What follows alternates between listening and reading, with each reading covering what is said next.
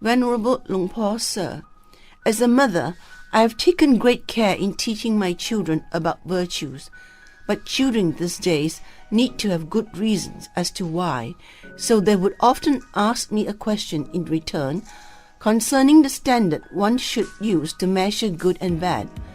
I am unable to answer the question sufficiently. So I ask you, Luang Por, to help provide a definition to the word karma. How many ways can one acquire karma? What are the determining factors? In response to the first question on the definition of karma, karma is a Buddhist terminology which in layman's terms is defined as any of our actions or deeds. Everyone produces karma every day, whether through speech, thought, or physical action. But karma is more specific than just any general action, because karma is an action conducted with a certain intent. Those deeds that were conducted without intent are not considered karma. How many different ways can a person produce karma? Everyone, no matter if you're a male or female, a child or an adult, can produce karma in 3 different ways. They are: physically, by using our hands, feet, or the whole body. For example, when one bangs his own head on the floor, it is karma because one intended to do the action. If one bows down to pay respect to somebody, it is karma too, because one conducted the deed with intent.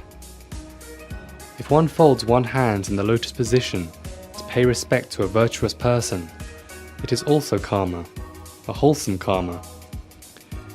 If one folds one finger into a fist and punches another, it is also karma, but an unwholesome karma. Verbally, it is considered a wholesome karma when one acknowledges friends for their various wholesome actions through honest praising. On the contrary, it is also karma when we speak harshly about someone with malevolent intent, but it is an unwholesome verbal karma. However, when a person mumbles in his sleep or a sick person talks deliriously, it is not considered karma, for the person was behaving without consciousness. And mentally, it is karma when we think about loving, hating, loathing, or envying someone. Even though it was merely a thought, it is still karma because it was triggered either by a benevolent or malicious motive. Now, from this perspective, when it comes time to make a decision about which kind of karma is considered as good or evil, the question that arises is, what is the measurement used to distinguish good from bad? Usually, the standard of measurement differs from one person to another. The qualitative judgment of moral standard is based on a wise person, not just from any individual. In Lord Buddha's time, there were also other curious people like you who asked him similar questions. For example, when a child asked a question on the difference between good and bad deeds, Lord Buddha would give an answer suited to the child's level of understanding. He would define a bad deed as any action that brings distress to both the doer and the others. In a second scenario, if an action brings distress to us, but happiness to others, it is still considered a bad deed. Like being robbed or harassed by others just for their enjoyment, they gain pleasure, but we suffer. This is an unwholesome karma. On the contrary, if it pleases us, but distresses them when we harass someone for our enjoyment, it is also considered an unwholesome karma. Any action that causes no distress to anybody, but brings delight to both sides, is considered a wholesome karma. This way, the Lord Buddha answered the child's inquiry. When Lord Buddha answered the same question for an adult, he would answer it in the manner that suited an adult's comprehension. Any action that will bring distress at a later time is also considered unwholesome, so don't do it. Although, in the beginning of doing such things, one has fun, ease or confidence, in the end, one will suffer the consequences. It is bad, so avoid it. For example, drinking alcohol is an enjoyment in the beginning, but could result in a brawl after getting drunk, or you could experience a terrible hangover the next morning. Thus, any deed that causes trouble or distress at a later time is a bad deed.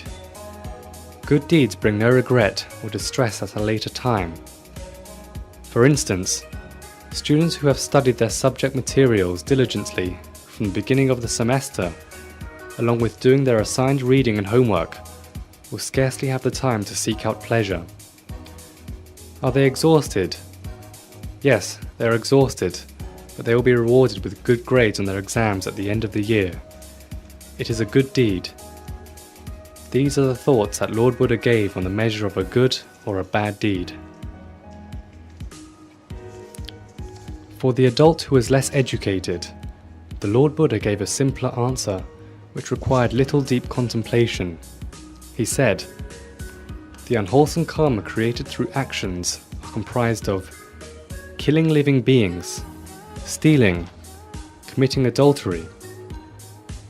The unwholesome karma created through speech are comprised of telling lies, foul language, divisive speech, and idle chatter and frivolous talk. The unwholesome karma created through thought are comprised of covetousness, vengeful thinking, fault-seeking, foolish thinking, and jealous thinking.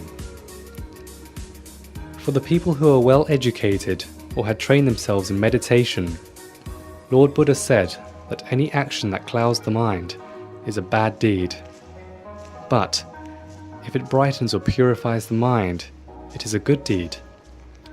Thus, good and bad deeds are judged in this manner. You should explain this issue little by little to your children and adjust the answers according to your children's ages.